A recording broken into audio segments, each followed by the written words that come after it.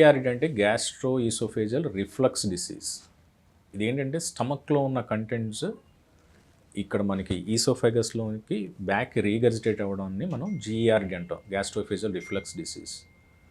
So ఇది జనరల్గా ఏంటి అంటే మనకి ఇక్కడ ఈసోఫేగస్, ఇక్కడ ఒక చిన్న రబ్బర్ బ్యాండ్లా ఉంటుంది లోవర్ ఈసోఫేజల్ స్పింక్టర్, దాని తర్వాత స్టమక్. ఈ లోవర్ ఈసోఫేజల్ స్పింక్టర్ మనం ఫుడ్ తిన్న తర్వాత అది రిలాక్స్ అయ్యి ఫుడ్ స్టమక్లోకి వెళ్ళిపోయిన తర్వాత అది క్లోజ్ అయిపోతుంది, సో దట్ స్టమక్లో ఉన్న ఫుడ్ బ్యాక్కి రాదు. అయితే ఇక్కడ ప్రాబ్లం ఏంటంటే కొంతమంది ఎవరైతే ఈ స్టమక్ని ఫుల్గా చాలా ఎక్కువ కంప్లీట్గా ఫిల్ చేసేలాగా తినటం కానీ ఆల్కహాల్ తీసుకోవడం కానీ ఇలాంటి సిచ్యువేషన్లు ఏంటంటే ఆ లోవర్ ఈసోఫేజల్ స్పింక్టర్ మీద ప్రెషర్ పడి అది కొంచెం లూజ్ అయ్యి ఈ రిఫ్లక్స్ అనేది వస్తుంది.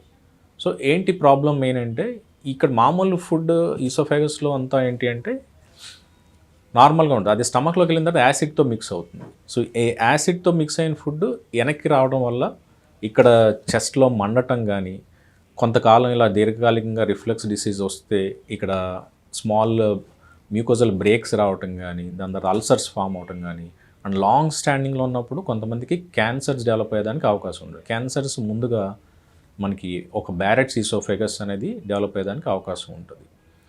దీన్ని మనం ఎలా డయాగ్నోస్ చేస్తామంటే ఇది ఇక్కడ ఈ లూజనింగ్ అవడాన్ని మనం హయాటస్ హెర్నియా అంటాం. అంటే ఆ ఏరియాలో ఒక గ్యాప్ లాగా వస్తుంది, అంత లూజ్ అవుతుంది ఆ ఏరియా, ఈజీగా రిఫ్లక్స్ వస్తుంది.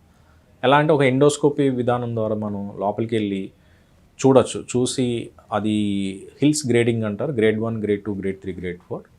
సో ట్రీట్మెంట్స్ అన్నీ కూడా ఈ గ్రేడింగ్ మీద డిపెండ్ అయి ఉంటుంది. Grade 3, grade 4 with symptoms since long time most of the people మనం సర్జరీ సజెస్ట్ చేస్తాం. ఎక్కువ మందికి గ్రేడ్ 1, గ్రేడ్ 2 వాళ్ళకి ఏంటి అంటే మనం దీర్ఘకాలికంగా మందులు, కొన్ని రకాలైన ప్రికాషన్స్ వచ్చేటప్పటికి పొట్టంతా నిండుగా తినకుండా ఉండడం, నైట్ టైం తిన్న వెంటనే వాటర్ తాగకుండా ఉండటం, కొంచెం సేపు ఆగి పడుకునేటప్పుడు కొంచెం తలెత్తులో పెట్టి పడుకోవడం, ఇలా చెప్తాం. సర్జరీ వైజ్ వచ్చేటప్పటికంటే లాప్రోస్కోపీ విధానం ద్వారా మనకి ఇక్కడ ఏదైతే మనకి అక్కడ గ్యాప్ వైడన్ అవుతుందో దాన్ని క్లోజ్ చేసి ఈ స్టమక్ ఏదైతే పైకి మైగ్రేట్ అవుతుందో దాని కిందకి తీసుకొచ్చి మళ్ళీ వెనక్కి వెళ్ళకుండా ఉండేదానికి ఒక ర్యాపింగ్ టెక్నిక్, దీన్ని ఫండోప్లికేషన్ అంటారు. సో అక్కడున్న కండిషన్ బట్టి మనం దీన్ని చేస్తాం. సో దట్ ఏంటంటే ఫ్యూచర్లో మనకి క్యాన్సర్స్ కానీ అన్నీ మనకి ప్రివెంట్ చేసేదానికి అవకాశం ఉంటుంది.